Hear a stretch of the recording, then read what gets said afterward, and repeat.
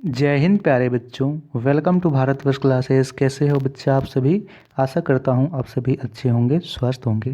प्यारे बच्चों, आज हम लोग कक्षा 6 JCERT गणित पाठ्य पुस्तक में प्रश्नावली 11.2 के प्रश्नों को हल करेंगे। इसके पहले हमने प्रश्नावली 11.1 के प्रश्नों को हल कर लिया था। यदि आप लोगों ने उस वीडियो को नहीं देखा है तो यहाँ पे आई बटन में क्लिक करके आप उस वीडियो को देख सकते हो। चलिए प्रारंभ करते हैं। प्रथम प्रश्न आप सभी के सामने है, प्रश्न ध्यान से पढ़ेंगे। तो प्रश्न दे रखा है, बॉक्स में बने विभिन्न कोनों को परिमाण के आधार पर बढ़ते क्रम में सजाइए। हमें इन्हें कोनों के बढ़ते हुए क्रम में सजाना है कि जिस आकृति में सबसे कम कोण बन रहा है उसे सबसे पहले लिखना है, फिर उससे बड़ा, फिर उससे बड़ा, फिर उससे बड़ा। तो देखिए प्रथम में यहाँ पे दे रखा है, ये दोनों लाइन के बीच देखिए सबसे कम यहाँ कोण बन रहा है, तो सबसे पहले इसे लिखेंगे पहला। फिर इससे ज़्यादा देखिए, इससे ज़्यादा किसमें बन रहा है, तो इससे ज़्यादा बन रहा है तीसरे में। देखिए यहाँ पे थोड़ा सा लाइन में दूरी हुआ तीसरा में। उसके बाद यहाँ पे लिखेंगे सातवां देखिए यहाँ से आप लोग देख सकते हो कि सातवां में सीधा हो गया, एकदम 90 डिग्री का है, एकदम समकोण बन रहा है। ठीक है, ये जो लाइन है पूरी खड़ी हो गई। फिर हम लोग लिखेंगे बच्चा दूसरा। अब दूसरा में थोड़ा सा इधर हुआ, 90 डिग्री से थोड़ा सा ज़्यादा हो गया। तो पहला, तीसरा, सातवां, दूसरा। फिर लिखेंगे छठा, ये जो है अब इधर बढ़ गया। आप लोग ऐसे उल्टा के देखोगे तो यह जो कोण है थोड़ा सा इधर बढ़ गया है।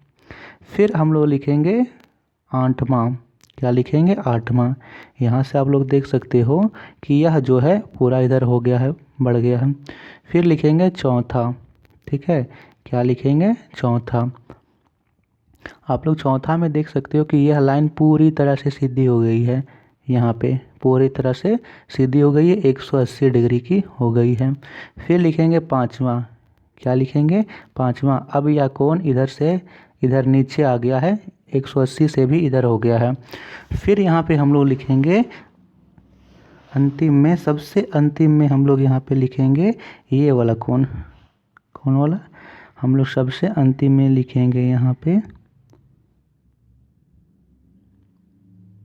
9वां वाला कोण। ठीक है बच्चा, सबसे अंतिम में यहाँ पे लिख देना है हमें 9वां। तो इस प्रकार से हमें इस प्रश्न को बनाना था। प्रश्न संख्या 2 यहाँ दे रखा है, निम्नलिखित कोणों की माप डिग्री में व्यक्त कीजिए। शब्दों में यहाँ लिख रखा है, हमें बताना है कि समकोण का मतलब क्या होता है, और समकोण से ही ये सारे प्रश्न संबंधित हैं। सबसे पहले हम लोग समकोण का अर्थ समझ लेते हैं। समकोण का अर्थ होता है 90 डिग्री। जहाँ पे भी समकोण लिखा हुआ मिल जाए, राइट एंगल यानी 90 डिग्री का होता है। दूसरा प्रश्न है, एक समकोण का आधा। तो एक समकोण यानी 90 डिग्री, तो 90 डिग्री का आधा कितना होगा? 90/2 काट लेते हैं 45 बार में, तो इसका होगा 45 डिग्री। दो समकोण यानी 90 जोड़ 90 यानी 90 को 2 से गुना कर दीजिए, 9 दूनी 18 और 0 180 होगा। तो दो समकोण बराबर 180 डिग्री।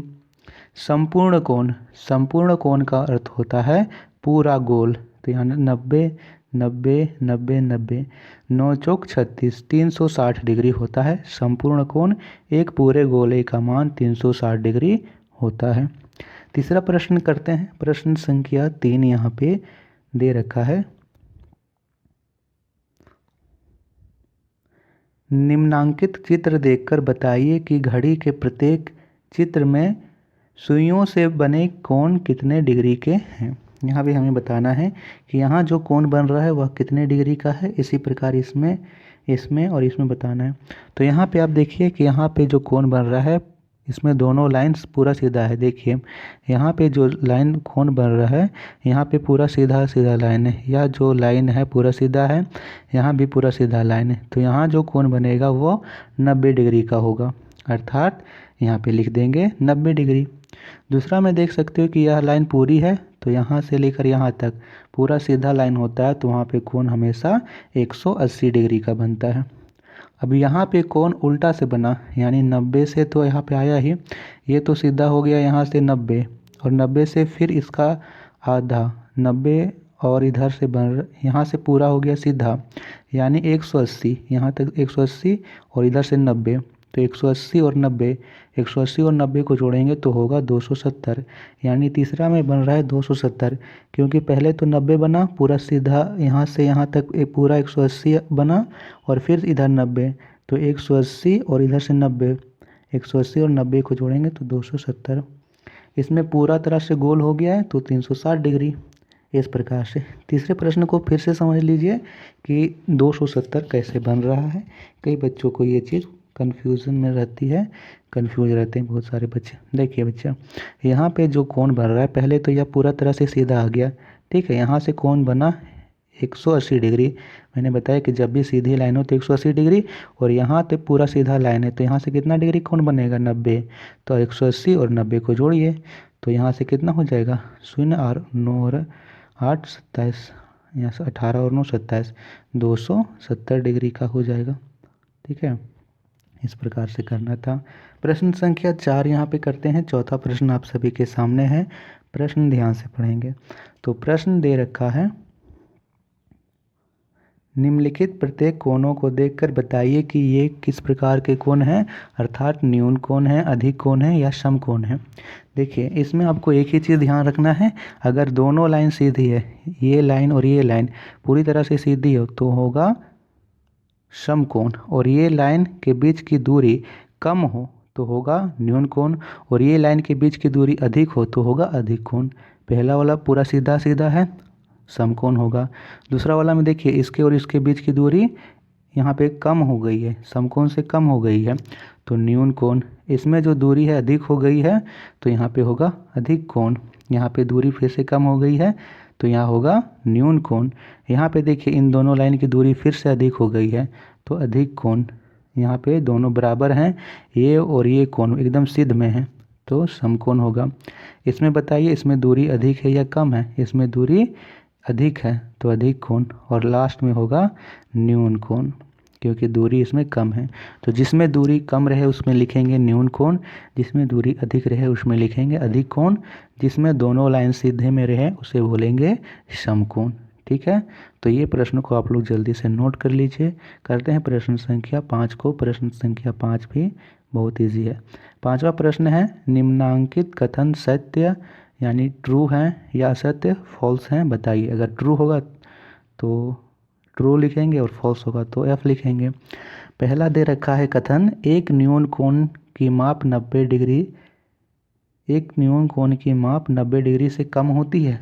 इसका मतलब है कम, 90 डिग्री से कम होती है, बिल्कुल 90 डिग्री से कम हो तो उसे न्यून कोण कहते हैं। ये ट्रू है तो सही लिखेंगे टी। एक अधिक कोण की माप 90 डिग्री से कम होती है, नहीं, ये दोनों का विरोधाभास हो रहा है। न्यून कोण कम होता है लेकिन अधिक कोण कम नहीं होता है, अधिक कोण हमेशा 90 डिग्री से अधिक होता है, तो दूसरा कथन फॉल्स है। एक प्रतिवर्ती कोण का माप 180 डिग्री से अधिक होता है, बिल्कुल। प्रतिवर्ती का माप क्या है कि वह एक लाइन से घूम के भी इधर आ जाए, तो 180 से माप 180 से तो अधिक होगा। जैसा हमने देखा था 270, तो 270 कितना था, 180 से भी अधिक। 180 तो हुआ ही, बाद में इधर 90 और चला गया 270, तो इसी प्रकार प्रतिवर्ती कोण का मान 180 से अधिक होता है, बिल्कुल सही है, ट्रू लिखेंगे। चौथा कथन है, एक संपूर्ण घूर्णन का माप 360 डिग्री है, बिल्कुल सही, ट्री लिखेंगे। एक समकोण 180 डिग्री का होता है, नहीं, समकोण का मान 90 डिग्री, 180 डिग्री कभी नहीं। समकोण का मान हमेशा दोनों लाइन सीधी हो और यहाँ पे 90 डिग्री का कोण बनाए, वो होता है समकोण, ना कि 180 डिग्री। चलिए अब हम करते हैं प्रश्न संख्या 6 को। प्रश्न दे रखा है, रिक्त स्थानों को भरिए। प्रश्न है, वह कोण जिसका माप एक समकोण के माप से कम है। समकोण का अर्थ क्या है, हमने अभी देखा समकोण का अर्थ होता है 90 डिग्री। तो प्रश्न सीधा सीधा आपसे ये पूछता है कि वह कोण जिसका माप 90 डिग्री से कम है उसे क्या कहते हैं, तो उसे न्यून कोण कहते हैं। 90 से कम न्यून कोण, 90 से अधिक तो अधिक कोण, और 90 के बराबर हो तो समकोण। 3 चीज़ें याद रखनी है। वह कोण जिसका माप एक समकोण के माप से अधिक है, समकोण यानी 90 डिग्री से अधिक है तो अधिक कोण होगा, अधिक कोण लिख देंगे। तीसरा है, वह कोण जिसका माप 2 समकोण के योग के बराबर है, यानी 2 समकोण 90 जोड़ 90 180 के बराबर है, तो उसे बोलेंगे हम लोग सरल कोण। क्या बोलेंगे बच्चा, सरल कोण बोलेंगे। एक सरल यानी पूरा सिद्ध में हो 180 डिग्री का। चौथा प्रश्न है, यदि दो कोणों के मापों का योग समकोण के माप के बराबर है, ठीक है, और इनमें से एक कोण न्यून है तो दूसरा कोण होना चाहिए। दो कोणों के माप का योग समकोण के माप, यानी दो कोणों को माप रहे हैं तो वह 90 डिग्री के बराबर है। एक कोण न्यून कोण है तो दूसरा कोण क्या होगा? दूसरा कोण भी न्यून कोण होगा, क्योंकि अधिक कोण का मतलब होता है कि 90 डिग्री से अधिक। जब हम 90 डिग्री से अधिक इधर ही कर ले रहे हैं तो दूसरा कोण यहाँ पे न्यून कोण रहेगा तो अधिक हो जाएगा, तो दूसरा कोण भी न्यून कोण होना चाहिए, 90 डिग्री से कम ही होना चाहिए, तभी दोनों मिलाकर समकोण के बराबर होंगे। पांचवा कथन है, यदि दो कोणों के माप का योग एक ऋजु कोण के माप के बराबर है तो इनमें से एक कोण न्यून कोण है तो दूसरा कोण होना चाहिए, तो दूसरा कोण अधिक कोण का होना चाहिए, तभी वह ऋजु कोण के बराबर होगा। ठीक है, तभी वह ऋजु कोण के बराबर होगा। अब हम करते हैं प्रश्न संख्या 7 को। 7वां प्रश्न यहाँ पे कुछ इस प्रकार से दे रखा है, इसे आपने नोट किया? नोट आप लोग ज़रूर करते चलिएगा। 7वां प्रश्न है, नीचे दी गई आकृति में प्रत्येक कोण का माप ज्ञात कीजिए। पहले देखकर आकलन कीजिए, फिर चांद से मापिए। तो पहले आकलन कर लेते हैं। यह कोण देखिए, यह कोण 90 डिग्री का होता तो सीधा होता, 90 डिग्री से इधर यानी कम है तो न्यून कोण। यह 90 डिग्री का होता तो पूरा सीधा होता, 90 डिग्री से इधर है तो अधिक कोण है। इसमें समकोण है यानी पूरा 90 डिग्री है, इसमें 90 डिग्री से अधिक है तो अधिक कोण। ये न्यून कोण, ये अधिक कोण, ये समकोण और ये अधिक कोण होगा। अब इसे नापोगे तो आएगा 60 डिग्री, लिख देंगे। इसे मापोगे तो आएगा 110 डिग्री, यहाँ पे लिख देंगे। इसे मापने पर आएगा 90 डिग्री तो 90 डिग्री लिख देंगे, और इसे मापने पर कुछ 140 डिग्री आएगा तो यहाँ पे 140 डिग्री लिख देंगे। प्रश्न संख्या 8 दे रखा है यहाँ पे। प्रश्न संख्या 8 यहाँ से हम लोग करते हैं। नीचे दिए गए चित्रों को देखकर लिखिए कि दिए गए दो कोण आसन्न कोण हैं या नहीं हैं। आसन्न कोण क्या होते हैं? तो आसन्न कोण वे कोण होते हैं जिनके शीर्ष एक हों और उन दोनों कोणों के बीच एक उभयनिष्ठ भुजा हो। जैसे मैं बात करूँ यहाँ से, OP, OQ और OR, ये तीनों किरण O से निकल रही है और इनके बीच कोण बन रहे हैं POQ, QOR और POR। ये तीन कोण यहाँ से बन रहे हैं, तो यहाँ से जो POQ यह एक कोण बना और QOR यह एक कोण बना। ये दोनों कोण के बीच एक ही उभयनिष्ठ भुजा है, यानी उभयनिष्ठ भुजा का अर्थ है कि ये भुजा इसमें भी आ रही है, इन कोण के निर्माण में भी, और इस कोण के निर्माण में भी सहायक है। तो इन दोनों के बीच उभयनिष्ठ भुजा है और एक ही शीर्ष बिंदु है, तो ये दोनों कोण क्या हैं? आसन्न कोण है, यानी कोण POQ एवं कोण QOR आसन्न कोण है, यहाँ पे लिखेंगे। हाँ, दूसरा है POR, ठीक है, और QOR यहाँ पे ये दोनों क्या आसन्न कोण है? नहीं है, ये दोनों कोण नहीं है तो यहाँ लिखेंगे नहीं। POR और POQ ये दोनों भी आसन्न कोण नहीं है तो लिखेंगे नहीं, यानी केवल पहला वाला आसन्न कोण होगा, दूसरा और तीसरा आसन्न कोण नहीं होगा। प्रश्न संख्या 9 को करते हैं। 9वां प्रश्न यहाँ पे आप सभी के सामने दे रखा है, प्रश्न को ध्यान से पढ़ेंगे। ठीक है, 9वां प्रश्न। बच्चों, आप लोगों में से जितने भी बच्चों ने भारतोष क्लासेस को सब्सक्राइब नहीं किया है तो प्लीज़ सब्सक्राइब ज़रूर कीजिएगा और नोटिफिकेशन बेल आइकन को ज़रूर ऑन कीजिएगा। प्रश्न संख्या 9 है, संलग्न आकृति में कौन कौन से कोण आसन्न कोण हैं, लिखिए। तो सबसे पहले यहाँ लिखेंगे कोण AOB, कोण AOB और कोण BOC, ये दोनों कोण हैं आसन्न कोण। क्योंकि यहाँ से देखिए AOB और BOC, यहाँ से ये दोनों कोण आसन्न कोण होते हैं, इनके बीच एक ही उभयनिष्ठ भुजा है और इन दोनों कोणों का शीर्ष बिंदु O है। अब चलिए हम लोग जल्दी से इसी प्रकार लिख लेते हैं। पहले यहाँ पे एंगल बना लेते हैं, फिर यहाँ लिखेंगे AOC। यहाँ से हमने इस पूरे कोण को लिया है, अब इसके अंदर का कोण हम लोग नहीं लेंगे, अब इससे बाहर यानी COD लेंगे, तो COD ऐसे लिखेंगे। अब लिखा हमने BOC, यहाँ से लिखा तो इसके अब हम लोग BOC के बाद यहाँ से स्टार्ट करेंगे C से, COD यहाँ से लिख देंगे। ठीक है, अब हम लोग जैसे लिखें AOB यहाँ से लिखा हमने, तो यहाँ से स्टार्ट करेंगे B से, फिर BOC तो हमने लिख लिया है, BOD लिख लेंगे, BOD। ये सभी क्या हैं, आसन्न कोण हैं। प्रश्न संख्या 10 दे रखा है, निम्नलिखित माप के कोण किस प्रकार के कोण हैं। प्रश्न बहुत सिंपल है, 90 से कम हो तो न्यून कोण, 90 से अधिक हो तो अधिक कोण, 90 के बराबर हो तो समकोण। 64 90 से कम है, न्यून कोण लिख देंगे। 130 90 से अधिक है, अधिक कोण लिख देंगे। कौन होगा, कौन कोण कौन हो तो 75 90 से कम है, न्यून कोण लिख देंगे। 100 90 से अधिक है तो अधिक कोण लिख देंगे। बहुत ही सिंपल था। प्रश्न संख्या 11 करते हैं। 11 प्रश्न यहाँ पे दे रखा है।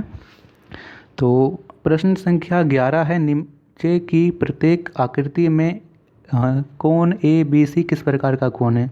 हमें बताना है कि यहाँ पे जो B कोण है वो किस प्रकार का कोण है। तो यहाँ से कोण दोनों लाइन सीधा है, समकोण है। अब यहाँ पे देखिए कोण B किस प्रकार का है, इन दोनों लाइन के बीच की दूरी अधिक है, तो यहाँ से होगा अधिक कोण।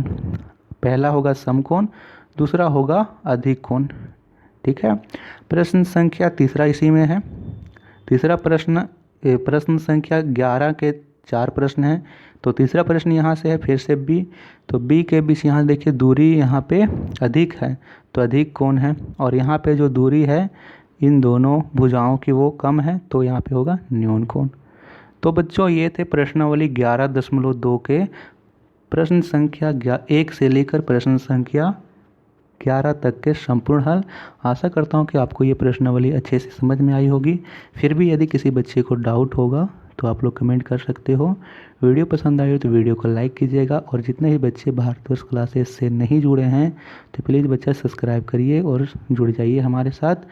मिलते हैं अगले वीडियो में, उसमें हम लोग करेंगे पार्ट 11। थैंक यू बच्चों, वीडियो को लाइक और शेयर ज़रूर कीजिएगा। थैंक यू बच्चा।